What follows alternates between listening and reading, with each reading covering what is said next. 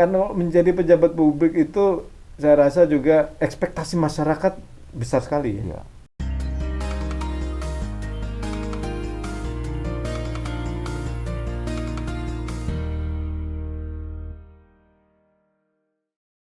Oke guys, Logis Dialog Bisnis Genpi.co sore ini menghadirkan seorang tokoh muda, seorang profesional, bankers, ahli keuangan yang sekarang menjadi birokrat. Tokoh ini luar biasa karena dalam beberapa tahun berpindah-pindah jabatan dan di level direktur utama. Yang ada di depan saya adalah Pak Pahala Mansyuri. Beliau adalah Wakil Menteri BUMN Bidang 1. Selamat sore Pak Pahala. Selamat sore. Apa kabar Pak? Baik, apa kabar Mas Don? Baik juga. Sehat Pak? Sehat, alhamdulillah. Luar biasa. Kelihatan lebih cerah. Oh gitu ya. Olahraganya apa aja Pak? Saya rutin sih lari. Iya. Karena sekarang lagi model juga sepedaan ya. Iya. Ada juga sepedaan sedikit-sedikit sama olahraga di rumah aja biasanya. Jadi 3 kali seminggu habis lari saya biasanya. Oh sebentar Pak, Pak Pahala ini adalah salah satu direktur yang ganteng. Karena itu kalau dilepas maskernya mungkin pakai face shield kelihatan gantengnya. Gitu Pak ya. Jadi main sepeda juga Pak? Sekali-sekali lah. Kemarin baru hari Minggu yang lalu naik sepeda bareng-barengan sama teman-teman dari BNI misalnya. Sekali-sekali juga sama keluarga muter-muter. MTB atau road bike Pak? Saya kebetulan kemarin sepeda lipat. Oh sepeda lipat. Jadi Milenial tapi sekali-kali juga juga pakai road bike juga. Iya. Pak Pahala, sudah sekian bulan masuk di pemerintahan, di birokrasi, di Kementerian BUMN sebagai Wamen. Nah, kebetulan pada saat yang bersamaan sekarang ini lagi era pandemi dan mungkin 1 bulan lagi sudah berusia 1 tahun. Kalau dari kacamata Pak Pahalan, impact secara bisnis di nasional itu seperti apa dan impactnya terhadap bisnis di BUMN sendiri gimana? Iya. Jadi kalau kita lihat sekarang kan misalnya di tahun 2020 ya. Kita kan mengalami pandemi COVID itu mulai di bulan Maret. Pertengahan bulan Maret yang lalu.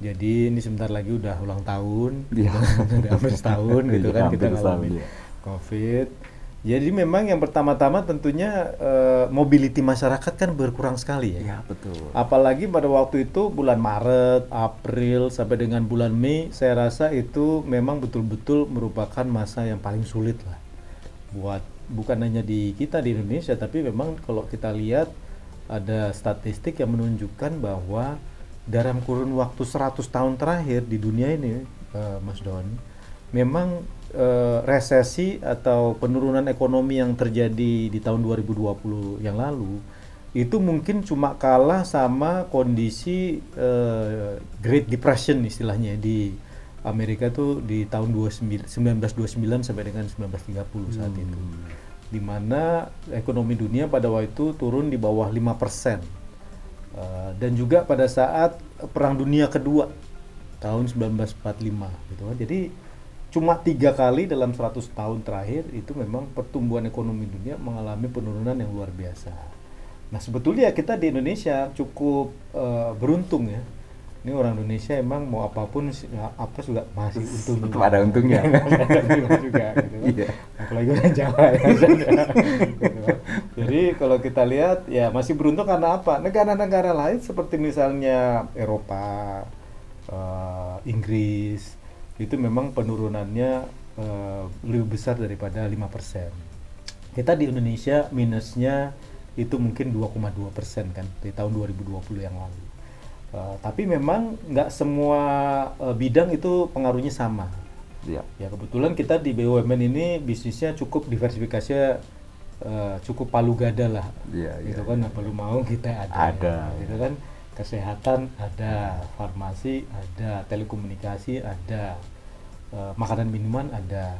Nah, bisnis-bisnis ini yang 4 ini yang tadi saya sebutkan ya, telekomunikasi, farmasi, rumah sakit, dan juga yang makanan minuman. Ini yang kondisinya masih lumayan. Justru naik ya Pak? Justru naik, ada turun sedikit memang kalau kita lihat di Telkom ya, karena memang mungkin penggunaan untuk industri ataupun di bisnis ya, mungkin nggak sebanyak yang sebelumnya. Tapi kalau kita lihat memang penggunaan untuk pasar di konsumen, nah itu baik lah kondisinya. Jadi kalau kita lihat sementara yang lain-lain, kalau industri transportasi, ya saya mantan perusahaan saya Bapak misalnya, Blur ya. gitu kan, seperti Garuda itu kan memang terutama di awal-awal orang boleh dibilang sama sekali nggak terbang. Saya masih ingat sekali pada waktu saya kerja di Garuda itu penerbangan satu hari itu bisa mencapai kurang lebih 620 penerbangan. Ada periode kalau saya nggak salah di Garuda itu penerbangan itu nggak lebih dari 60 penerbangan sehari. Jadi 1/10. Gitu kan. Dan ini juga tentunya pengaruh juga kepada bisnis bandara kita, AP1, AP2. Ya. Kereta api juga seperti itu. Mungkin volume orang yang mau jalan-jalan pakai kereta api mungkin 30-40% ya. Ya, ya. Jadi ini memang pengaruhnya cukup besar kepada kita semua, tapi untungnya pemerintah juga punya yang namanya dana PEN. Ini yang tahun 2020 kemarin memang beberapa BUMN beruntung juga kita mendapatkan alokasi untuk dana PEN, dan ini kan memang ada sampai dengan tahun 2022-23 nanti. Nah, kita berharap bahwa memang dengan adanya alokasi dana tambahan PEN ini atau pemulihan ekonomi nasional ini memang betul-betul bisa berjalan, dan kalau kita lihat sih sebetulnya realisasi daripada program PEN di tahun 2020 itu di atas 90%. Jadi mudah-mudahan ini bisa membantu menggerakkan ekonomi masyarakat. Nah, di tahun 2021 memang kalau kita lihat saat ini harapannya ekonomi kita udah bisa tumbuh antara 3 sampai dengan 5%. 3-5% di 2021. Untuk tahun 2021 ini memang cukup tergantung kepada bagaimana kecepatan kita untuk bisa melakukan vaksinasi juga. Oke. Gitu kan, karena kalau masyarakat memang bisa divaksinasi lebih cepat ya, dengan target mungkin bisa dicapai lebih dari 170 sampai 180. Itu berapa lama Pak targetnya? Kita kalau melihat daripada program Kementerian Kesehatan, sebetulnya untuk vaksinasi ini kan adanya di Kementerian Kesehatan ya. Tentunya Pak Budi nih mantan Wamen bos 1 kita gitu. Dan tempat saya juga di Wamen 1 juga sebelumnya. Sekarang kan yang jadi Menteri Kesehatan beliau. Rencananya kalau tahun 2021 ini kalau saya nggak salah kurang lebih sekitar 170-an orang. 170 juta. 170 juta orang yang nanti kita bisa mengalami proses vaksinasi, dan mungkin tahun 2022 nanti itu kurang lebih 43 juta orang. Jadi ini memang kita harapkan dalam 2 tahun ini mudah-mudahan bisa selesai di bulan Maret tahun 2022 nanti untuk Bulan Maret 2022 selesai. Pak, strategi yang dilakukan yang pertama PEN, yang kedua vaksinasi. Ada strategi lain nggak Pak yang bisa mempercepat pemulihan ekonomi? Iya. Tentunya yang lain peranan daripada BUMN sendiri yang memiliki beberapa program proyek strategis nasional. Ya. Karena ada banyak sebetulnya proyek-proyek strategis nasional yang nantinya akan dijalankan oleh BUMN. Beberapa contohnya misalnya proyek pengembangan kilang. Kita misalnya salah satu perusahaan yang ada di luang lingkupnya Wamen 1 itu Pertamina misalnya. Yeah. Tahun ini rencana capex-nya Pertamina itu akan mencapai kurang lebih sekitar 10,5 miliar US dollar untuk menjalankan program pengembangan kilang di Tuban, kemudian juga di Balikpapan, dan juga nanti ada beberapa pengembangan yang perlu dilakukan di Cilacap juga. Jadi ini mungkin beberapa proyek-proyek selain juga proyek pengembangan olefin di TPPI di Jawa Timur juga ya. Iya. Ini juga untuk bisa melakukan percepatan proyek-proyek untuk pengembangan kilang kita. Nah, diharapkan kalau misalnya BUMN ini memang melakukan investasi, karena kan kita memang butuh, ya kan, untuk bisa melakukan pengembangan kilang-kilang ini kan memang saat ini Indonesia misalnya kita mengimpor kurang lebih sekitar 400 sampai dengan 600 ribu barrel, baik itu dalam bentuk minyak mentah ataupun dalam bentuk BBM produk jadi. Nah, ini yang memang kalau kita bisa punya kilang di Indonesia yang progresnya sekarang sedang berjalan, nah ini tentunya akan bisa mengurangi kebutuhan kita untuk bisa mengimpor produk BBM kita. Ya. Pak Pahala, kalau kita ngomong di manajemen itu kan selalu ada quick win. Iya, iya, iya. Kalau di pemerintahan biasanya ada 100 hari pertama. Iya, iya. Nah, ini programnya Pak Pahala dalam untuk mendapatkan quick win itu apa? Iya, iya. Karena saya kan ada 6 klaster itu Mas saya. Ya, Ada klaster migas, Migas. ada klaster listrik, ada juga klaster pangan pangan. dan pupuk, ya kan. Ada juga survei industri manufaktur, ada juga listrik. Listrik. Dan juga ada yang terkait dengan industri kesehatan, farmasi dan juga Farmasi, rumah ya. sakit. Ya. Kemudian ada juga yang kebun dan juga perhutanan. Nah, tentunya untuk beberapa program 100 hari ini yang paling di depan ini saat ini adalah program penyelesaian untuk restrukturisasi PTPN. PTPN. PTPN karena kan kebun itu ada di tempatnya kita. Jadi saat ini PTPN sedang dalam proses untuk bisa melakukan restrukturisasi kreditnya mereka, dan juga kedepannya setelah proses restrukturisasi ini bisa selesai, salah satu tugas utama dari PTPN ini adalah bagaimana kita nanti bisa mengoptimalkan, meningkatkan produksi gula. Karena itu sekarang banyak di convert dari karet menjadi tebu gitu. Betul, betul. Jadi ini memang salah satu yang menjadi prioritas. Presiden memberikan PR ke kita di BUMN bagaimana caranya supaya kita bisa memiliki industri gula yang lebih produktif lagi. Ya. Baik itu dari sisi lahannya, jadi memperbanyak lahan, melalui juga tentunya kerjasama antara PTPN dengan perhutani misalnya, karena perhutani juga kan memiliki lahan-lahan yang nanti bisa dikonversi. Perhutani ada di Wamen Ada di 1 tempat juga. saya juga, betul. Jadi ini yang nanti melakukan konversi dari lahan-lahan yang dimiliki oleh perhutani. Kebetulan ayah saya dari Asam Bagus itu Bondo. Jadi Situ Bondo. itu Bondo gitu kan ya. Iya. Pas Don udah hafal lah gitu kan sebagai orang Jawa Timur gitu kan. Ya tentunya di wilayah Jawa Timur ini kan potensi gulanya luar biasa Ya, sekali betul, sebetulnya betul. kan lahan yang ditanami tebu baik itu milik PTPN sendiri ataupun milik masyarakat kan cukup besar. Tapi bagaimana saat ini untuk bisa meningkatkan produktivitas itu salah satu yang kita PR juga. Ya. Jadi restrukturisasinya sendiri dengan kreditur perbankan. Ya.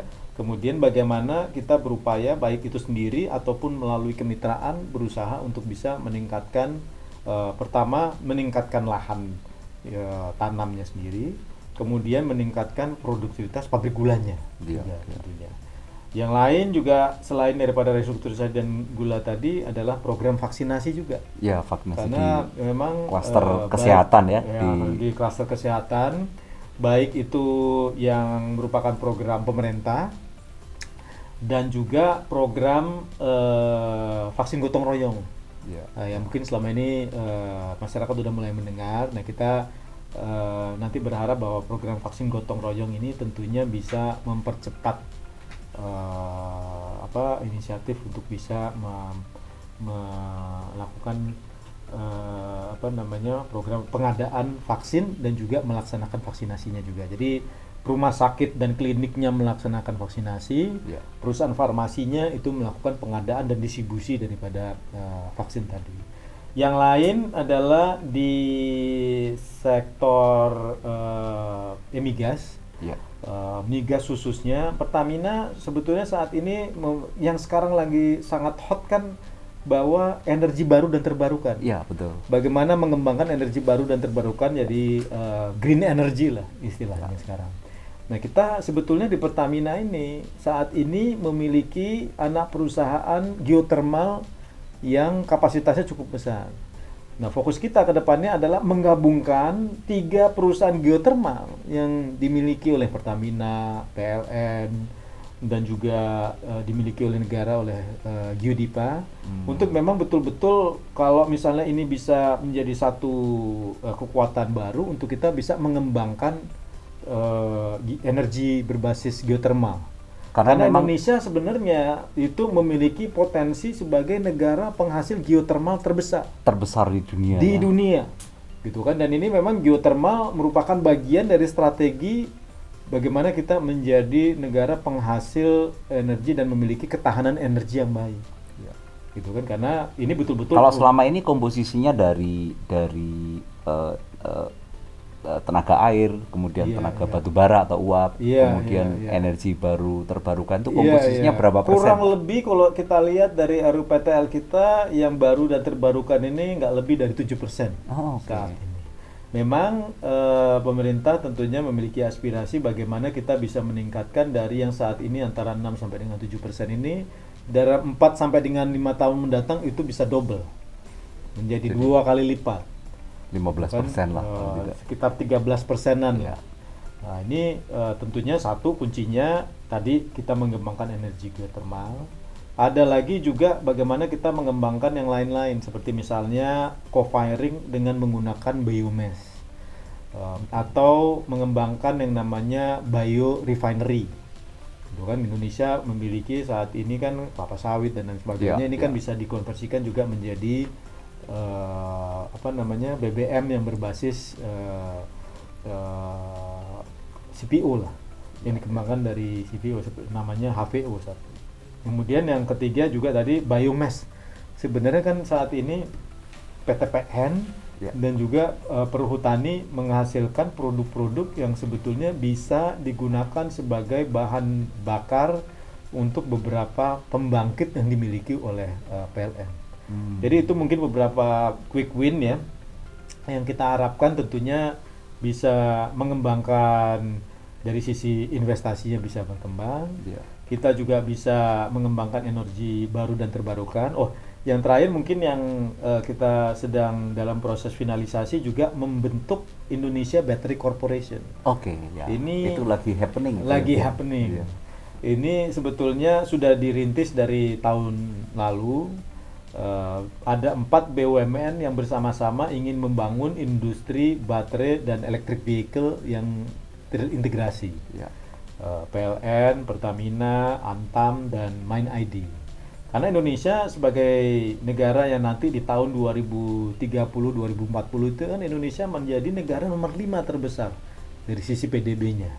Jadi demand untuk bisa membeli motor dan mobil roda 2 dan roda 4 ini kan sangat besar sebetulnya di Indonesia. Diperkirakan di tahun 2025 nanti total mobil yang bisa terjual di Indonesia mungkin kurang lebih sekitar 2 juta. Total motor itu kurang lebih antara 9 sampai dengan 10 juta. Nah, bagaimana Indonesia yang memiliki demand-nya, di sisi lain dari sisi hulunya Indonesia ini kan memiliki nikel, cadangan nikel di dunia. Indonesia ini nomor 1. Betul. Maksudnya. Tembaga, aluminium, mangan ini juga nomor 5, nomor 6 di dunia. Jadi boleh dibilang Pak, itu adalah salah satu proyeksi untuk masuk di level global ya. Jadi punya reputasi, punya prestasi besar di bidang baterai ya. Itu yang karena the future is baterai katanya gitu ya. Katanya gitu loh. Katanya memang betul-betul ekonomi dunia di masa datang itu nanti ya kita aja sekarang handphone pakai baterai, semuanya pakai baterai gitu kan. Nanti lampu juga mungkin bisa dengan menggunakan baterai, karena nanti ada yang namanya storage system gitu kan, yang bisa menyimpan energi ataupun listrik yang bisa digunakan di gedung-gedung misalnya. Motor, mobil diharapkan seperti itu. Di tahun 2040 misalnya di beberapa negara lain udah menyatakan bahwa nggak ada lagi penjualan mobil baru di tahun 2040 nanti. Gitu kan. Jadi bayangkan kalau satu negara aja seperti Indonesia itu nanti bisa memiliki penjualan mobil di tahun 2040 mungkin di kisaran 4 jutaan. Gitu kan. Bagaimana dengan penjualan mobil di seluruh dunia? Gitu kan. Dan semuanya nanti tahun 2040 sudah menggunakan electricity atau menggunakan baterai lah, mau nggak mau ya. Jadi ini yang memang kita harus persiapkan, dan Indonesia punya bahan bakunya, punya demandnya juga. Nah, bagaimana produksi yang di tengah-tengah ini juga bisa dilakukan di Indonesia. Ya.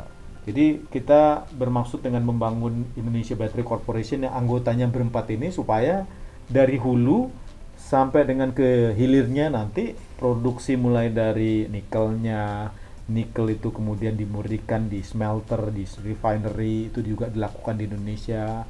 Kemudian menghasilkan yang namanya prekursor itu juga di Indonesia. Dari prekursor menjadi katot itu juga sebagian besar akan dilakukan di Indonesia. Dari katot menjadi baterai sel itu juga insya Allah bisa dihasilkan di Indonesia. Tapi proses ini nanti kita lakukan secara bertahap. Tahap 1 tahun 2021 sampai dengan tahun 2023 kita berharap kita akan melakukan pengembangan untuk tambang dan juga fasilitas smelting dan juga refinery-nya. Nah, ini yang kita kilang dan juga smeltingnya ini di tahun 2023 atau awal 2024 ini kita harapkan sudah selesai. Nah, di tahun 2021 juga kita berharap mungkin mulai ada memproduksi baterai, cuma baterai selnya mungkin masih bisa kita impor. Tapi lama-lama Kalau dari sisi teknologinya kita siap. Nah, itu makanya kita harus bermitra memang. Kalau menggunakan sampai dengan saat ini, memang kemampuan untuk memproduksi baterai sel ini sendiri di Indonesia masih belum. Di Indonesia saat ini punya kemampuan untuk bisa melakukan baterai pack-nya. Jadi dari sel baterai dikumpulin gitu kan menjadi baterai pack-nya kayak ini. Tapi untuk memproduksi baterai selnya sendiri belum. Padahal komponen baterai ini kalau untuk kendaraan electric vehicle ini kan 40% dari total cost-nya mereka. Jadi ini yang memang kita bertahap, perlu juga memiliki kemitraan. Kita mau bermitra dengan perusahaan dari China, dari Korea, mungkin juga dari Amerika. Salah satunya bukan cuma kebutuhan untuk investasinya, karena memang membentuk industri dari hulu ke hilir ini secara terintegrasi itu butuh kurang lebih sekitar 20 miliar US dollar dana yang dibutuhkan. Jadi nggak sedikit. Jadi kalau kita mau lakukan sendiri mungkin berat. Lebih lagi dari itu teknologinya, bagaimana memang teknologinya kita bisa bekerja sama dengan mereka. Tapi yang penting adalah bahwa fasilitas produksinya harus dilakukan di Indonesia, dan kita harus punya juga kerjasama bukan hanya dalam produksi tapi juga kerjasama dalam bidang R&D ataupun pengembangannya, sehingga ada transfer of knowledge-nya juga yang bisa dilakukan terhadap BUMN yang 4 BUMN tadi yang sudah disebutkan. Wah, itu betul-betul kita akan menjadi kelas dunia ya kalau itu terjadi. Insya Allah. Nah, ini yang memang makanya Indonesia harus benar-benar jadi satu.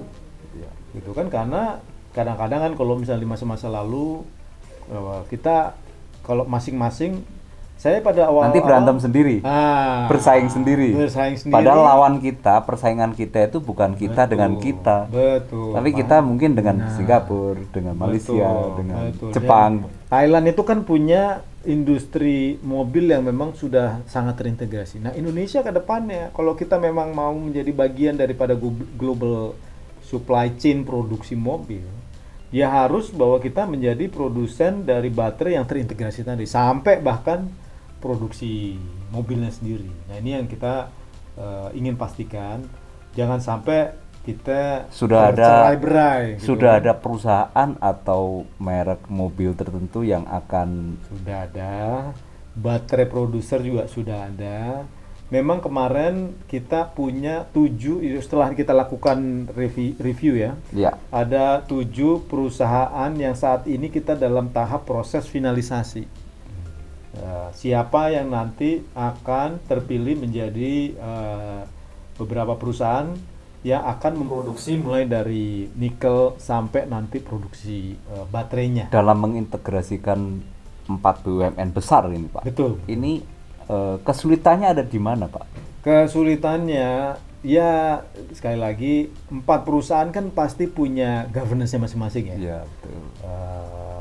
Punya Punya direksi, ya. komisaris, yang ini mau, yang ini belum tentu mau gitu kan. Nah memang dalam tahap ini, tahun ini kita berencana bahwa yang namanya IBC ini harus sudah berdiri. Sehingga IBC ini udah punya direksi, udah punya komisaris sendiri. Kalau selama ini melakukan negosiasi dan pembahasan untuk bisa melakukan joint venture dengan 4 BUMN, memang ribet, Iya. ya kan? Karena part-partnya, saya begini, ini gitu kan. Jadi ini yang kita kedepannya berharap bahwa dengan adanya AIBC ini nanti atau Indonesia Battery Corporation ini nantinya udah ada direksinya satu, nanti mereka yang akan melakukan negosiasi dan pembahasan dengan calon mitra ini, sehingga kesempatan untuk bisa melakukan partnership ya dan juga menandatangani perjanjian kerjasama ini jauh lebih cepat, Lebih lincah. lebih lincah lagi karena udah satu orang, udah satu institusi, semuanya udah diwakilkan sama direksi yang ada di perusahaan tersebut. Nah ini yang kita harapkan nanti bisa lebih cepat lagi. Jadi tahun ini sudah running itu ya? Tahun ini insya Allah di semester 1 kita ingin bentuk IBC ini dan udah langsung nanti mereka akan menandatangani kerjasama. Kita berharap nanti bukan cuma 1 tapi 2 atau lebih Ya. yang akan memiliki kerjasama dengan kita untuk bisa memproduksi dari hulu ke hilir ini nanti. Pak Wamen, itu seperti tadi disebutkan ada PTPN, ada Perhutani, itu mereka kan punya lahan yang luar biasa, Iya, iya. lebar di Iya. seluruh Indonesia. Iya, iya. Nah, selama ini mereka kan belum banyak yang menggarap sektor pariwisatanya. Kalau saya lihat data tahun kemarin, Perhutani itu hanya 4% sumbangan dari sektor pariwisata di perusahaan. Iya, iya. Nah, ngikutin laporan keuangannya Perhutani. Iya, iya. ada ide apa Pak dari situ? Iya, iya. Saya itu memang salah satu yang kita lihat sebetulnya punya potensi ya. Ya. Memang kalau untuk tahun ini itu dengan kondisi mobilitas terbatas, Pandemi, juga yang namanya turis asing juga terbatas. Tapi sebetulnya potensi untuk bisa melakukan forestry tourism ya, Ya. itu masih sangat potensial sih. Untuk Kalau domestic saya market rasa. kan Untuk sangat. domestic market ataupun juga untuk internasional ya. Iya, betul. Dan sebetulnya juga ada beberapa tempat-tempat yang selama ini memang sudah memiliki sudah menjadi daerah kunjungan wisata yang cukup baik lah. Nanti tentunya ini yang kita harus kembangkan bagaimana forestry tourism ini atau kan bisa melakukan ini dengan pengelolaan yang tetap berkelanjutan ya. Iya, betul. Bagaimana bisa membangun fasilitas-fasilitas tersebut. Saya rasa sih potensinya masih sangat besar sekali. Kalau tadi disampaikan masih 4%, saya rasa untuk bisa berkontribusi sampai dengan 10% ya. Iya. Apalagi Indonesia sebetulnya dengan jumlah cakupan hutan yang saat ini dikelola oleh Perhutani ya, mencapai sebesar kurang lebih sekitar 2,2 juta hektar. 2,2 juta. 2,2 juta hektar. Luar biasa loh. Ini salah satu, kalau saya lihat kemarin itu Perhutani sebetulnya menjadi salah satu dari top 6, top 7 lah. Nomor 6, nomor 7 ya di dunia ini yang memiliki daerah penguasaan lahan seluas apa yang dimiliki oleh Perhutani saat ini. Iya, betul. Jadi bagaimana ini memang bisa dikembangkan tadi dari sisi untuk bisa dioptimalisasi ke beberapa komoditas, termasuk tadi misalnya gula, Iya. pengembangan. Tadi kita sempat ngobrol-ngobrol sebelum mulai kan beberapa Porang. dan Menarik itu, porang. dan juga herbal medication. Ya, herbal medicine. Kan Ya. Agroforestry seperti misalnya jahe, Iya. kunyit dan apa segala macam. Pak Pahala, ketika pandemi kan Iya. orang butuh berwisata itu dengan protokol yang bagus, jaga jarak. Iya. Terus nah, yang paling memungkinkan untuk dikembangkan adalah wisata alam. Iya. Kalau kita pecah menjadi ada wisata budaya, wisata alam, wisata buatan, Iya. maka wisata alam ini Ini memang hatinya masih di pariwisata. Ya. itu menurut saya menarik sekali untuk dikembangkan ke depan. Sangat sih. Kalau saya bilang sebetulnya ya, apalagi sekarang kan orang betul-betul sadar yang namanya berkegiatan outdoor ya. Ya, betul. Itu tinggi sekali ya. Ya. Jadi kalau saya lihat sebetulnya ya memang tahun ini tetap tahun yang mungkin masih belum bisa kita tingkatkan seperti apa yang kita harapkan. Tahun lalu itu kegiatannya memang agak terbatas karena memang ditutup pada saat-saat memang adanya PSBB ya. Iya. Di beberapa tempat memang harus nggak bisa dibuka. Tapi saya rasa kedepannya ini memang merupakan salah satu pengembangan tourism yang kita harus kembangkan. Iya.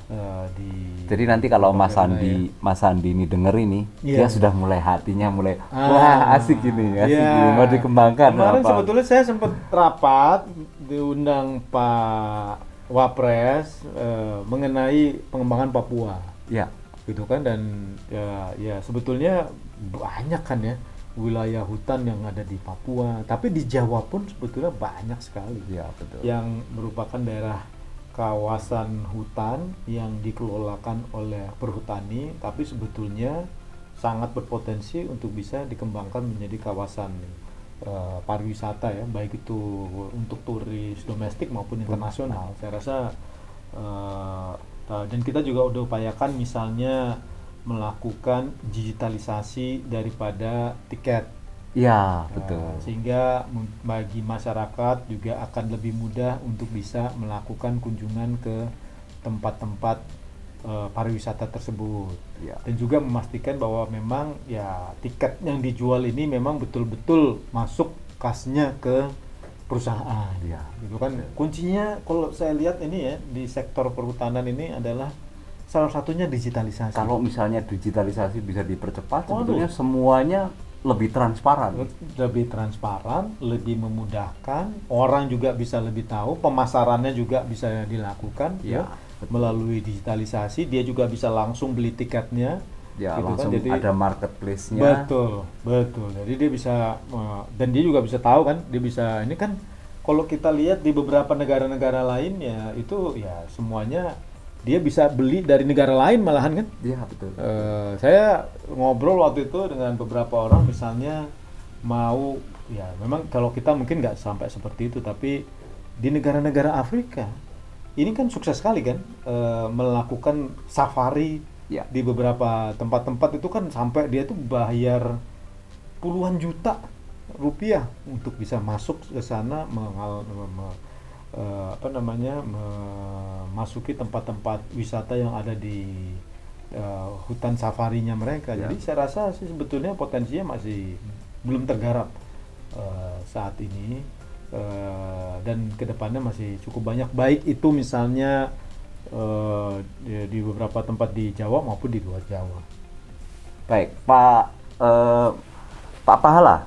Pak Pahala kan sempat di Mandiri 14 tahun kalau tidak salah. Salah satu karya yang saya masih ingat adalah WMM, Wira Usaha Muda Mandiri. Itu salah satu ide yang menarik untuk mengembangkan anak-anak muda agar dia siap menjadi entrepreneur. Nah, kira-kira kalau dilihat sekarang, Pak, alumninya WMM ini yang sekarang masih eksis dan bisnisnya masih running, siapa aja, Pak? Atau apa saja? Banyak ya, saya rasa ya. Mungkin kita nggak ngikutin aja mereka semua, tapi beberapa yang memang kita kenal seperti misalnya Baba Raffi. Iya kan? Kebab itu yang di tepi-tepi jalan. Kebab yang di tepi-tepi jalan itu salah satunya. Kemudian juga Iviseri. Wah, itu menarik sekali. Gibran ya kalau nggak salah ya. Ya. Itu salah satu yang juga menjadi lulusan alumni buat yang teknopreneur. Jadi Wirausaha Muda Mandiri dulu ada wirausaha mandiri yang konvensional gitu ya. Ya. Yang bisnisnya misalnya seperti makanan, minuman, kemudian juga ya pokoknya nggak terkait dengan teknologi lah. Ya. Ada juga yang wirausaha muda mandiri yang technopreneur dulu istilahnya, ada industri apa namanya pangan, kemudian juga air, Ya, listrik pada waktu itu. Jadi salah satunya ya yang saya ingat sekali itu adalah Gibran ya, dengan e-fishery-nya, Ya. dan saat ini kalau nggak salah mereka udah dibeli salah satu dari kalau nggak Gojek, Grab ya. Ya, yang, itu saya masih dengar kira-kira ya startup dia mulai berkembang ketika diuji coba di beberapa tambak udang dan itu sukses. Jadi kapan dengan teknologi itu dia membaca airnya, kapan ikan-ikan itu siap untuk dikasih makanan. Iya. Misalnya kondisinya pH-nya berapa, dia bisa membaca dengan baik dan memerintahkan kepada yang memanage gitu. Iya. Jadi itu salah satu contoh yang memang sampai sekarang saya rasa exist dan teknologinya cukup luas diaplikasikan. Kalau yang tenaga listrik dari arus laut itu ya, gimana itu ada tuh tahun yang sama dengan e-fishery juga. Tapi kalau nggak salah setelah itu mereka diakuisisi oleh perusahaan Singapura pada waktu itu. BUMN tidak tertarik untuk mengembangkan itu, Pak? Harusnya kita bisa lihat sih, karena memang saat ini kan tadi seperti saya bilang ya, pengembangan dari energi baru dan terbarukan Ya, itu memang betul. tapi saat ini mungkin memang karena bisnis modelnya adalah bisnis model startup ya. Iya. Nah, pada waktu yang lalu, kebetulan pada waktu saya masih di Pertamina, sebetulnya Pertamina juga pernah punya inisiatif untuk ingin membangun venture capital tetapi untuk energi baru dan terbarukan. Nah, jadi ini yang mudah-mudahan nanti masih bisa akan lanjut gitu. Juga menarik untuk anak-anak muda. Menarik. Silakan menemukan ide. Betul. Siapa tahu nanti bisa Betul. dikembangkan. Kalau sekarang kan Telkom punya MDI. Ya. Venture. Kita ada di Mandiri juga ada yang namanya Mandiri Capital. Ya. Kebetulan saya juga ikutan pembentukannya. Itu luar biasa loh. Mandiri Capital saat ini, kalau saya nggak salah total asetnya itu udah di atas 2 sampai dengan mendekati 3 triliun rupiah. Dan salah satu kontribusi yang cukup besar di antara anak-anak perusahaannya Mandiri dalam bentuk laba tuh salah satunya dari Mandiri Capital ini. Jadi sebetulnya BUMN, karena kita kan punya kekuatan marketnya untuk memberdayakan mereka supaya produk mereka itu bisa digunakan ya. Jadi dulu waktu saya di Pertamina sebagai direktur keuangan, diskusi dengan salah satu direktur lainnya pada waktu itu Pak Heru ya namanya, memang punya pikiran mengenai bagaimana membangun Pertamina Venture juga. Nah, mudah-mudahan ini nanti bisa dilanjutkan ke depannya. Sekarang kan Pak Pahala masih di Pertamina. Ya, Wakomud lah sekarang. Wakomud kan nggak bisa ini langsung gitu. Tapi saya akan dorong. Ya. Artinya karena ini kan tentunya merupakan tantangan buat kita bersama adalah kalau menjadi invest langsung tanpa adanya venture capital, takut juga. Ya. Tapi kalau misalnya memang ada venture capital yang memang nanti akan melihat Memiliki ada prospek, punya proyeksi yang bagus ke depan. Betul, ada orang yang memang spesialisasinya adalah melihat mengenai teknologi yang berkembang saat ini. Karena energi baru dan terbarukan ini seadanya kalau menurut saya sih memang perlu startup baru yang memang berpikir bagaimana pengembangan energi baru terbarukan, termasuk dari tenaga angin, termasuk tenaga semuanya surya, angin, surya, tadi misalnya gelombang laut, air juga seperti apa gitu kan. Dan saya rasa masih banyak sekali aplikasi-aplikasi lainnya, dan ini ya memang Indonesia punya potensi ya, karena kita memang membutuhkan energi yang sangat banyak gitu saat ini.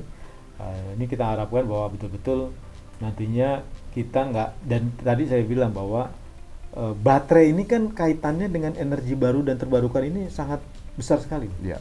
Karena saat ini energi baru dan terbarukan seperti misalnya surya, angin khususnya ya, ini dua energi yang sifat daripada energi yang disalurkan tuh istilahnya intermittent, stabilitasnya itu agak kurang naik turun gitu kan. Iya. Kalau misalnya angin kan nggak selalu putarannya tuh Berubah-berubah arah. berubah-berubah Iya. gitu kan. Jadi memang membutuhkan adanya baterai untuk bisa mengoptimalkan bagaimana pendaya gunaan daripada Dan energi. Pertamina sepertinya cocok ya Pak Pahala untuk Harusnya. bermain di capital venture di situ ya. Harusnya. Dan Mendorong anak-anak muda untuk Betul, punya betul. kreativitas, menciptakan Betul. sesuatu yang baru yang Memang- terkait dengan energi. Betul. Dan memang kita berharap bahwa Pertamina dan PLN adalah dua BUMN yang nanti akan betul-betul bisa menjadi pendorong membangun energi baru dan terbarukan di Indonesia bersama-sama.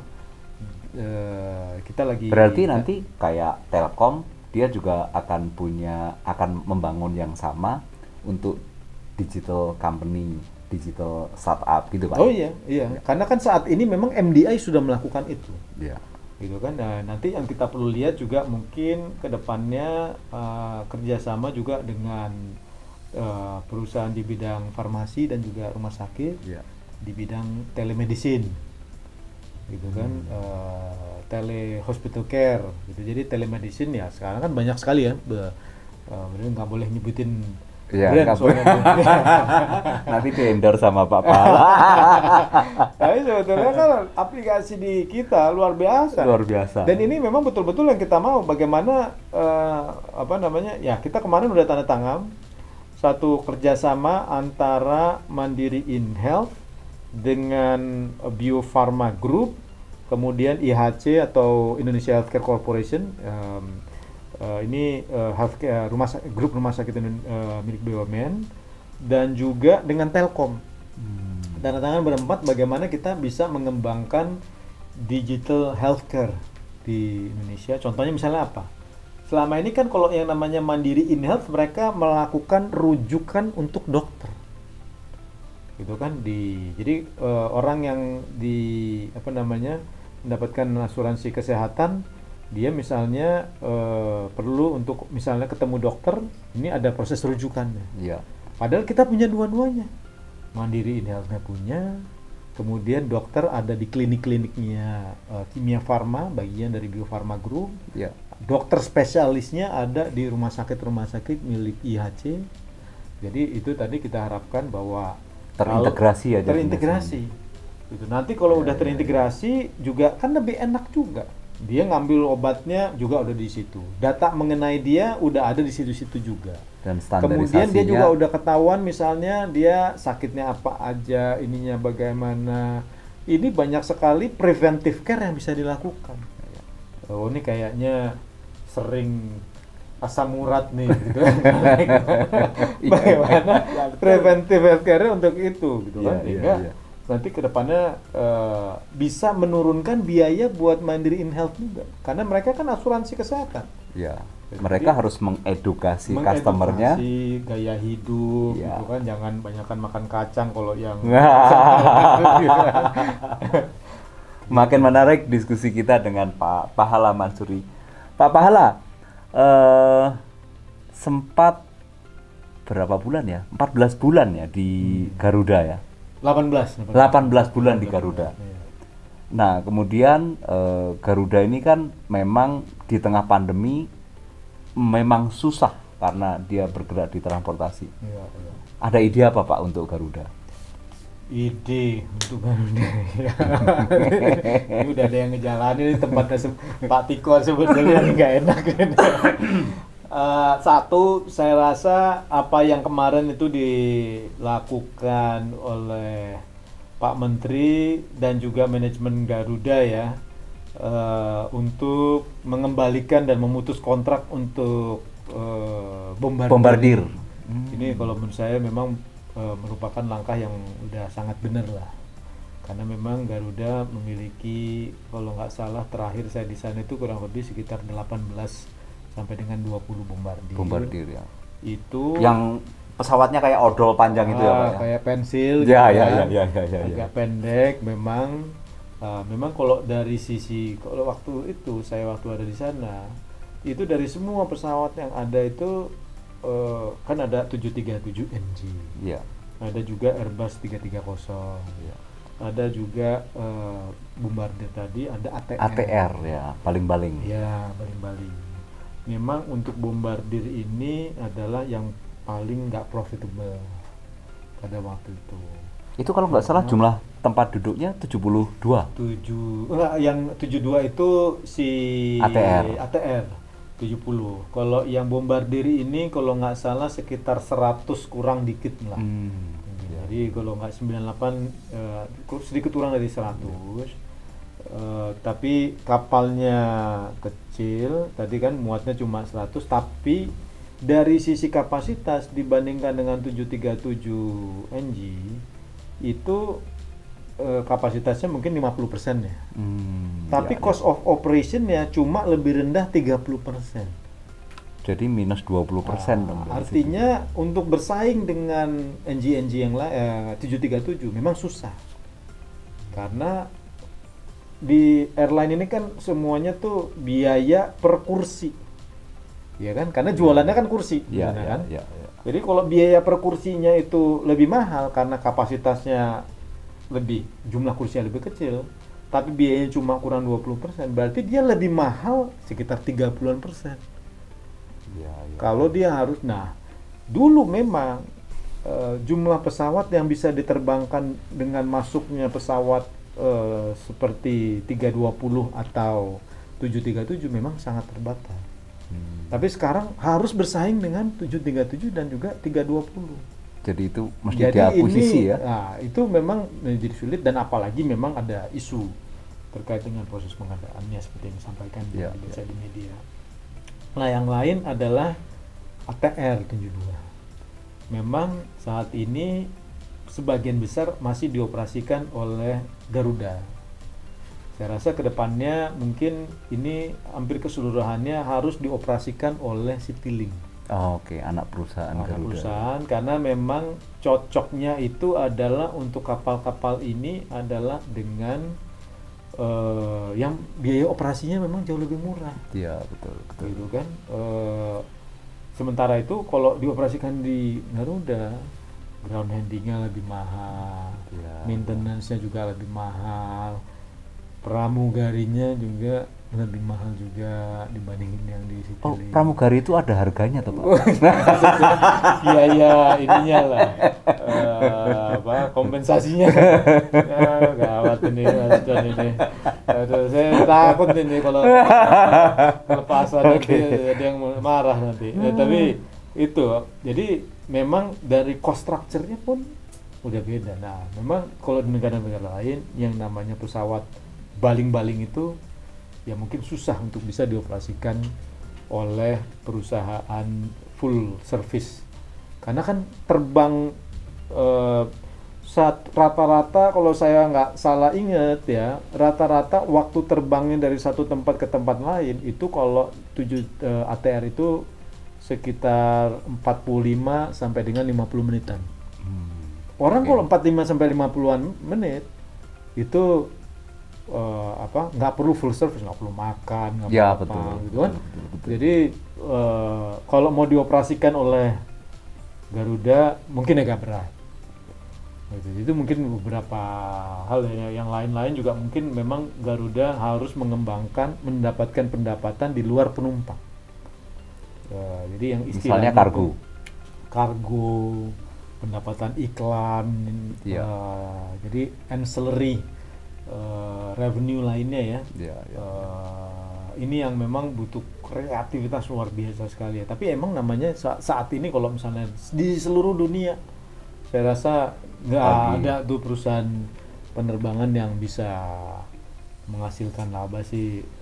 Dan memang kalau Garuda ingin melakukan perubahan-perubahan, sekarang waktunya ya. Karena memang kondisinya lagi berat. Sekaligus di riset ya di situ. Sekaligus di riset gitu semuanya termasuk sewa. Itu semuanya saya rasa sih paham sekali bahwa masalah sewa pesawat ini yang memang harus kita riset juga nantinya. Pak Pahala, di BTN 13 bulan. Baru 1 tahun lebih sedikit. Nah, saya dengar sudah membuat gebrakan yang membuat laba bersih BTN kuartal ketiga 2020 itu melesat. Apa rahasianya, Pak? Iya. Rahasianya ya.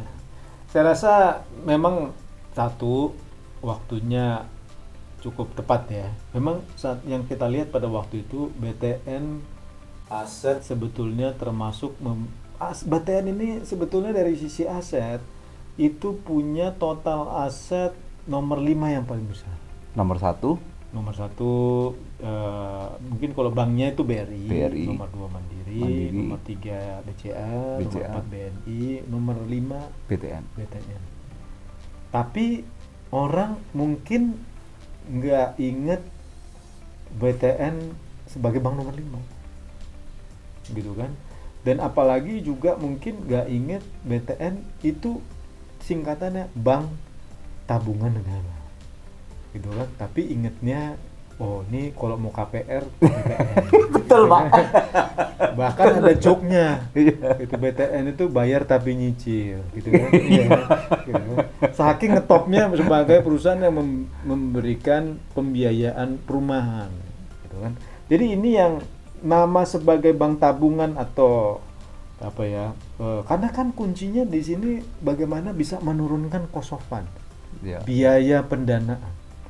Itu dalam 1 tahun kalau saya nggak salah biaya dana atau cost of funds-nya BTN ini turun 120-an basis point. Nah, jadi satu, melakukan upaya untuk rebranding supaya orang ingat lagi kalau mau nabung dia ke bank tabungan dong. Gitu kan? Kan namanya aja udah bank tabungan. Iya. Kan? Sebenarnya punya keunggulan di situ sebagai bank tabungan. Jadi ini yang dari sisi produknya juga perlu dikembangkan menjadi bank tabungan, menggarap juga para karyawan yang ingin memiliki rumah, menggarap kaum milenial yang ingin punya rumah, karena yang namanya pengen punya rumah itu kebanyakan ya milenial. Bener ya? Ya, betul. Kalau Mason pasti udah punya kolonial, kita sudah kolonial. Udah nggak ada kebutuhan untuk punya rumah lagi gitu kan, udah ada rumah, mungkin mau naik kelas ke rumah yang lebih besar lagi aja gitu kan. Tapi semuanya yang punya rumah itu adalah milenial 25 sampai 30 tahun. Jadi masuk ke segmen yang memang betul-betul saat ini konsumen yang membutuhkan rumah dan tabungan, menurunkan cost of funds, itu upaya banyak ke sana.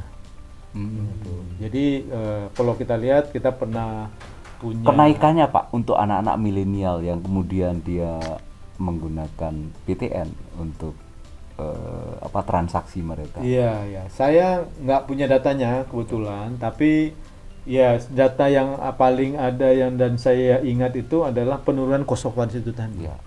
Yang dalam 1 tahun kemarin itu bisa turun lebih dari 1,2%. Oh ya, itu mungkin juga karena ini kan proses rebranding. Kalau menggarap branding kan butuh waktu 1 tahun 2 tahun. Betul. Dan mungkin nanti pada tahun kedua ketiga baru kerasa ya anak-anak muda. Baru lebih kerasa lagi. Tapi yang lain yang kita lihat dananya di BTN itu kemarin LDR yang puncaknya itu sempat mencapai 117% kalau nggak salah. Itu turun, sempat yang tingkat paling rendah itu 82% loan to deposit ratio-nya. Artinya dana yang dikumpulkan dari masyarakat kemarin di tahun 2020 itu peningkatannya sangat signifikan sekali. Jadi itu memang kunci utamanya, karena kalau bisa menurunkan biaya dana, bisa menurunkan biaya keseluruhan, karena ya 80% biaya untuk mengelola bank itu adalah biaya untuk ngumpulin dana. Betul ya. Jadi kalau punya brand yang lebih kuat lagi, insya Allah nanti ke depannya ini dilanjutkan gitu ya. Kemudian yang lain mengembangkan produknya juga. Kan kemampuan atau kemudahan bertransaksi kan udah jadi kunci sekali. Iya. Dan itu kuncinya digital. Kuncinya digital. Gitu kan, di bulan Februari awal tahun ini kita relaunching mobile banking yang baru di saat itu. Nah, ini yang memang juga mendorong orang untuk mulai menggunakan. Pada waktu itu saya ingat tuh, baru waktu saya join itu 60% aja transaksi yang dilakukan melalui channel digital. Jauh ketinggalan dibandingkan dengan bank-bank lainnya. Baru 60%. Iya, baru 60-70% lah. Nah, di kisaran situ lah, antara 60 sampai dengan 70%. Waktu saya kemarin saya tanya lagi, sekarang udah 95%. Oh. Jadi udah sama dengan bank-bank yang lain. Dalam sisi komposisi masyarakat yang bertransaksi menggunakan digital channel di sana. Jadi sekali lagi ya campaign, program usage, partnership dengan yang lain, kerjasama dengan Telkomsel, Tokopedia, Bukalapak dan lain sebagainya ya, untuk memang memungkinkan adanya transaksi yang meningkat. Mereka juga bantu kita untuk bisa melakukan peningkatan transaksi secara digital.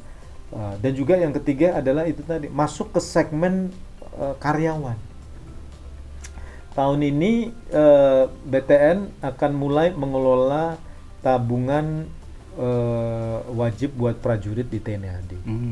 Gitu kan. TNI AD ini punya tentara kan, kalau saya nggak salah 350-an ribu. Kalau semua rumahnya, dan insya Allah dari kita mengelola tabungan perumahannya, artinya kan insya Allah bisa dapat tabungannya juga kan, dari mereka kan yang memang mengambil pinjaman dari tempatnya BTN. Nah, ini di tengah pandemi Pak, di tengah. Kemarin ada isu bahwa properti ini betul-betul ikut terjun bebas gitu. Properti, kantor, dan mall mungkin.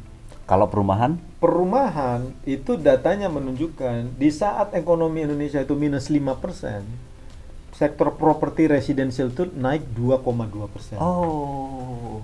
Gitu. Jadi ternyata justru malah berbalik sama pemahaman orang, terutama untuk rumah pertama. Gitu. Jadi pandemi bisa jadi berkah ini ya. Buat tapi itu yang terjadi ya di sektor properti, perumahan justru malah naik. Memang ada bantuan juga dari pemerintah. Di bulan Mei pemerintah mengeluarkan program di mana ada tambahan untuk rumah bersubsidi di tahun 2020 yang lalu. Tambah jumlahnya atau tambah jumlahnya? Tambah jumlahnya itu mencapai tambahannya 175.000. Memang yang bisa direalisasikan oleh BTN pada waktu itu kurang lebih sekitar 125.000. Memang sedikit, bukan sedikit ya. Memang di bawah apa yang ditargetkan di Pak Pahala. Iya. Kalau boleh tahu nih, Iya. lebih enak jadi direktur utama dan direktur di BUMN atau lebih enak jadi pejabat publik, Pak? Iya, belum tahu. baru juga belum genap 2 bulan ini Mas. Ini kan memang gini, kalau saya ya rasa-rasa gitu ya sekarang ya beda sekali. Karena kan kalau di sini kita adanya di tataran kebijakan, mengurus gitu regulasi, kan, mengurus pengurus gitu. Direksi dan komisaris. Memang kalau kita di BUMN-nya sendiri atau di perusahaannya jadi dirut gitu ya, di sana kan hasilnya tuh bisa ya, meskipun kadang-kadang juga 6 sampai dengan 12 bulan juga kan. Tapi ada lah yang kita bisa lihat 3 bulan itu bisa langsung dilihat ya. Dan apa. Jadi monitoringnya lebih mudah ya. Monitoringnya lebih, kalau feeling saya ya, apa yang saya rasakan sekarang. Jadi kadang-kadang kita ya di sini ya gemes juga gitu kan. Supaya karena ada shocknya nggak Pak? Apa? Shocknya ada nggak? Ada lah. Kan ini kan ketemu gini Pak. Kalau di pemerintahan itu kan kalau misalnya disuruh A, belum tentu langsung ke bawah itu A. Kalau di BUMN begitu A, tinggal sekali enter, itu ke bawahnya sudah langsung ada shock nggak Pak begitu? Kalau itunya sih enggak ya, tapi memang apa ya, antara kita mau ada ayo kita melakukan corporate action gitu kan. Kalau ini kan ya kita nggak bisa langsung turun untuk menjalankan corporate action itu kan. Iya.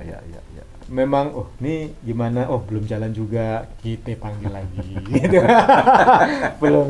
Jadi ya ada kayak gitu ya, memang membutuhkan penyesuaian juga buat kita. Tapi yang di sisi lain juga saya rasa dari sisi harapan saya sih bisa memberikan impact yang lebih luas juga tentunya kan. Karena bayangin Mas, 6 klaster, semuanya super strategis gitu kan, Iya. mulai dari tadi saya lupa industri pertahanan Ya, juga kan, jadi ada survei, Pindad, ada ada Pindad, PAL, PT PAL. DI gitu kan, Kemudahana, ada listrik seperti PLN, ada Migas, Pertamina aja udah luasnya kan luar biasa, Mas. Ya, ya. Mulai dari upstream sampai dengan mobil tangki Ya, ya. yang di Patraniaga gitu kan, jadi betul-betul dari hulu ke hilir.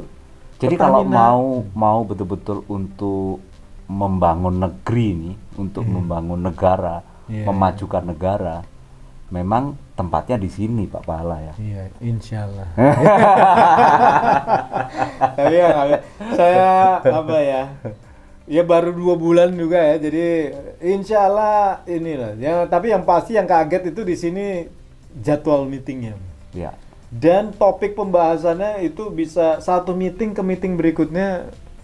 Jadi contohnya ngomongin pupuk, habis itu ngomongin mengenai apa obat, itu kan farmasi. Itu disconnect sama sekali ya. Disconnect sama sekali. Dan loadingnya harus cepat Bisa ya. pangan gitu kan, tiba-tiba ngurusin food estate di Kalteng gitu kan. Jadi kadang-kadang juga aduh dan itu kadang-kadang kita kan ikutan rapat koordinasi juga ya. Iya, iya. Itu topiknya bisa berubah gitu, kadang-kadang kita ini tadi lagi ngomongin apa ini gitu.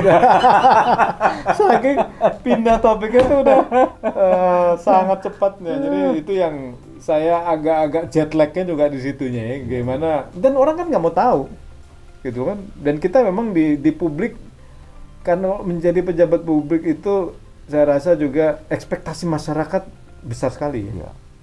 Buat kita ya. Dianggap ini sebagai server yang begitu di enter langsung cepat gitu. Padahal kita kan udah baca dulu Kita apa nih loading gitu, dulu kita. topik pangan nih apa nih gitu kan. Gitu, jadi Pak Pahala, hmm. kalau boleh tahu nih, kemarin kan dirut BTN, kemudian dirut di Garuda, orang nomor 1. Sekarang di BUMN orang nomor 2. Perasaannya gimana Pak? Saya ini gini, Mas Don, kalau soal ini sih saya insya Allah sih nggak ada masalah, karena pertama saya juga nggak pernah punya ekspektasi menjadi wamen juga gitu kan. Saya baru dikasih tahu mungkin 3 hari sebelum diangkat.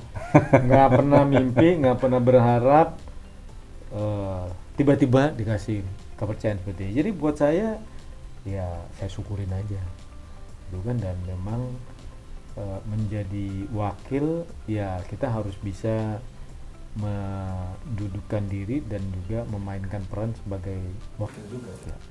Gitu kan ya, bagaimana supaya kita tugasnya adalah membantu menterinya tentunya, dan tentunya membantu presiden lah. Tapi itu yang 2 hal. Yang lain selain juga saya juga nggak pernah ini, saya 14 tahun ya mungkin ya, atau 15 tahun itu menjadi 14 tahun kali ya, direktur keuangan di Mandiri gitu kan. 1, 2, 3, 4 dirut gitu kan, membantu 4. Jadi ya dirutnya boleh lain, dirkiunya tetap saya kayak teh botol gitu kan.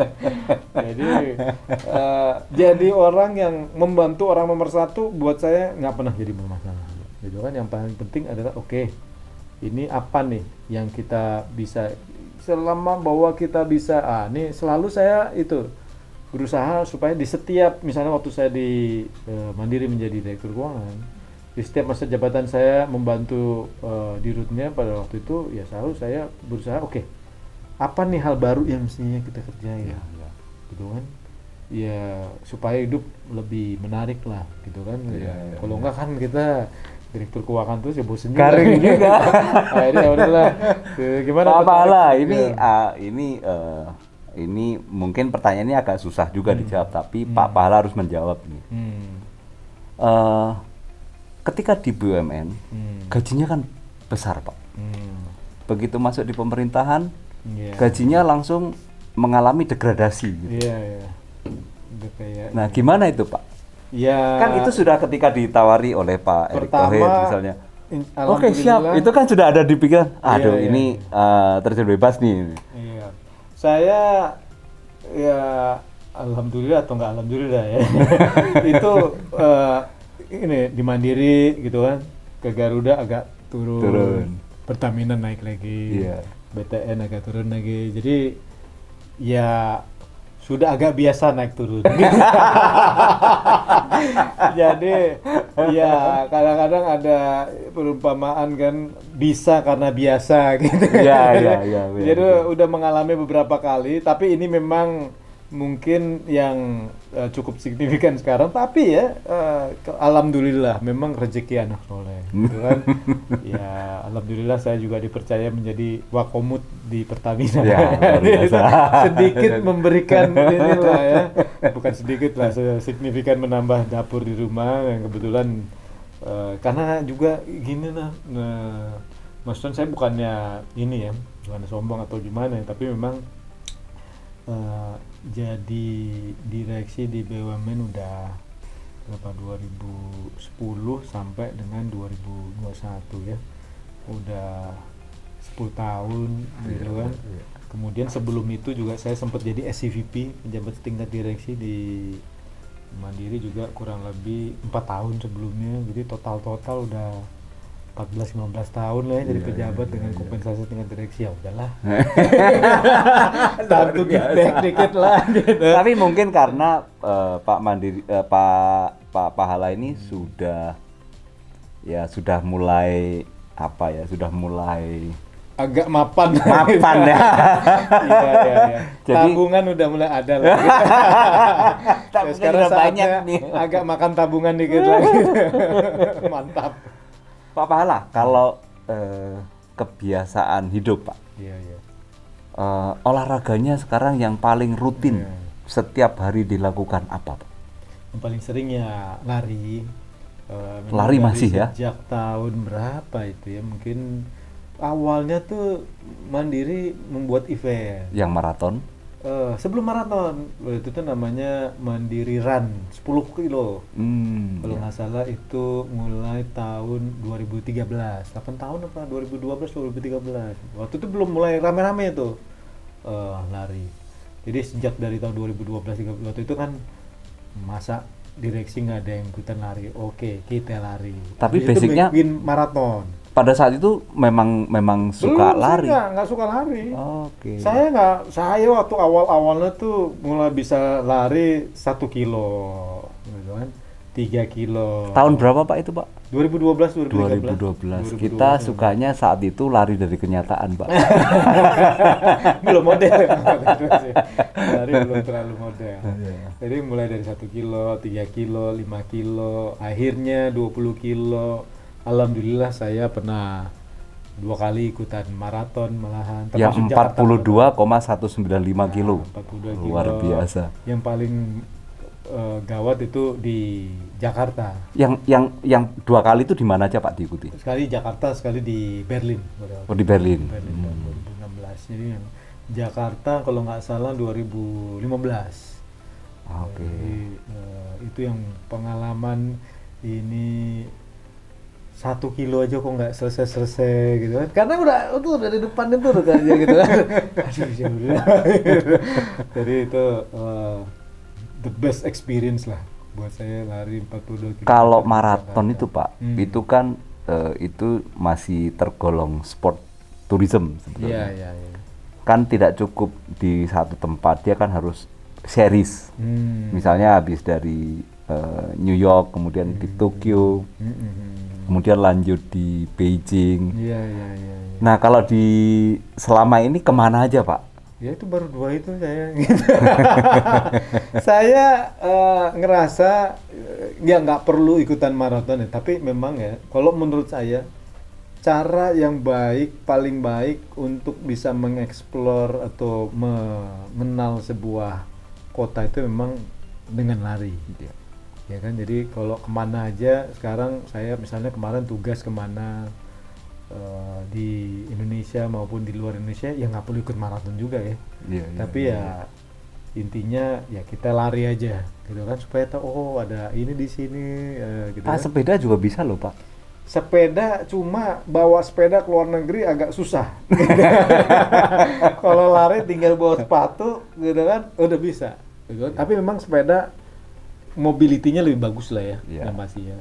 Dan sekarang sih sebetulnya sewa sepeda gampang sekali ya di kota-kota lain. Tapi pada waktu itu ya memang saya nggak tahu kenapa ototnya tuh lebih cocok otot lari ya dibandingin otot sepeda ya. Jadi selama ini memang lebih banyak larinya dibandingin sepeda. Sekali-sekali ada sepeda. Jadi selain sepeda, ke lari apa aja? Apalagi Pak? Sepeda, lari, sama ya olahraga lain lah di gym gitu ya, angkat-angkat dikit gitu untuk supaya bugar. Itu semuanya kan olahraga personal ini Pak. Ini Iya. khas banget ini orang Saya finance sih memang biasanya olahraganya personal sangat individualistik saya gitu kan. Dulu ada basket dikit gitu kan. Permainan Tapi Pak, permainan apa? permainan ya. Ini alhamdulillah saya selama bertahun-tahun orang banget selalu dibilang oh golf gitu kan. Ya. Baru tahun 2020 kemarin saya mulai bermain golf. 2020 bulan, Baru bulan Oktober November. saya tebak Pak ya, ini pasti handicapnya masih 24. 28. Kacau, ini masih belum ini. Kadang-kadang bola pindah dulu. Itu ya yang penting apa ya namanya outdoor ya. Karena Ya. emang sekarang yang paling penting olahraga outdoor tadi. Iya. Memang, jadi mudah-mudahan nanti Kalau normal. forestry tourism bisa maju Ya. menurut saya. Kalau makanan Pak, kuliner, Makanan- lebih suka makanan tradisional atau makanan Jepang, Korea, Western gitu? Saya pemakan segala yang halal gitu kan. Alhamdulillah makanan Indonesia suka gitu kan. Makanan kalau masak sendiri lebih suka masak western. Karena kan lebih gampang kan. Iya, iya, iya. Gitu kan. Ngeracik bumbunya aja Indonesia udah berapa ini kan ini ketumbar apa segala macam jauh lebih susah. Iya, iya, Kalau iya. masak makanan Eropa garam lada selesai dia. Kalau Pak Pahala pergi ke Surabaya, Hmm. makan apa Pak di Surabaya? Rujak cingur. Rujak cingur. Kalau di Semarang Pak? Semarang apa ya? Semarang ya lumpia lah kali Lumpia. ya. mungkin ya. Makanannya Pak, itu kan camilan. snacknya ya. Apa ya? Semarang apa ya? Kalau ke Solo Pak? Solo sate buntel. Wah, sate buntel. Kalau ke Jogja Pak? Jogja gudeg lah. Gudeg di mana Pak di Jogja? Jak jujum ya di situ. Kuliner sejati.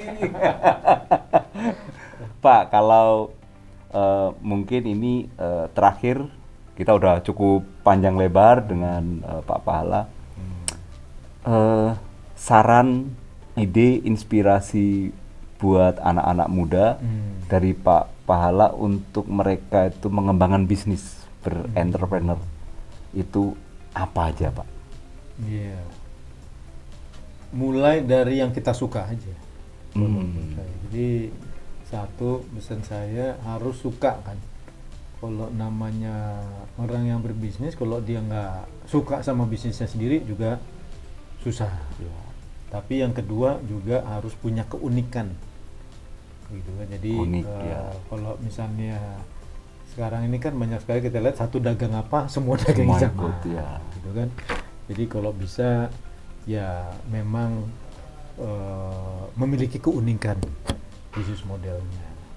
Ketiga, kalau bisa ya berbisnis yang memang ada kaitannya dengan teknologi Teknologi. atau memanfaatkan teknologi. Ada sentuhan teknologi. Ada sentuhan teknologinya lah Ya. saat ini, karena tiga-tiganya ini kalau misalnya gabung kita suka, ada urusan sama teknologi atau memanfaatkan teknologi, baik itu channelnya, distribusinya, pemasarannya atau apa, kemudian keunikan bisnis model. Nah, insya Allah saya lihat memang tiga ini yang sukses Ada 3 unsur. ada ini tiga semua. unsur ini. 1, orang harus suka. Dianya harus suka, 2, harus ada ada uniqueness-nya. uniqueness-nya. Yang ketiga, gunakan teknologi. Keunikan. Luar biasa. Oh, satu lagi, Pak Pahala. Adakah kata-kata atau istilah atau apa yang mungkin dari orang hebat Iya, yang menginspirasi Pak Pahala untuk berkarir menjadi seperti sekarang. Ya, saya selalu bilang do what you love and love what you do. Ya kan? Do it. Siap, itu Steve Jobs yang pernah bilang. Gitu kan, dia bilang pokoknya do what you love and love what you do. Kuncinya ya kita mencintai pekerjaan kita lah, dimanapun kita berada. Dan juga kita melakukan apa yang kita cintai. Jadi kalau kita udah menyukai, ya otomatis kita nggak berasa seperti kerja lah. Ya, ya. Tapi kalau kita udah bangun tidur, aduh ini ngapain nih, itu tandanya kita mesti cari kerjaan lain gitu kan. Baik Pak Pahala Mansuri, terima kasih. Hari ini asik sekali kita ngobrol dengan Pak Pahala. Mudah-mudahan sukses dan tetap sehat Pak Pahala. Amin, sama-sama, karena Mas. ini pekerjaan besar, pekerjaan yang membutuhkan konsentrasi besar, dan saya kira ini ada potensi besar untuk memajukan Indonesia. Amin, amin. Baik, ikuti terus Logis Dialog Bisnis Genpi.co bersama para CEO, para tokoh masyarakat, para wirausahawan, dan tokoh-tokoh inspiratif yang akan mempengaruhi bisnis Anda ke depan. Jangan lupa subscribe YouTube Genpi.co dan download aplikasinya Genpi.co.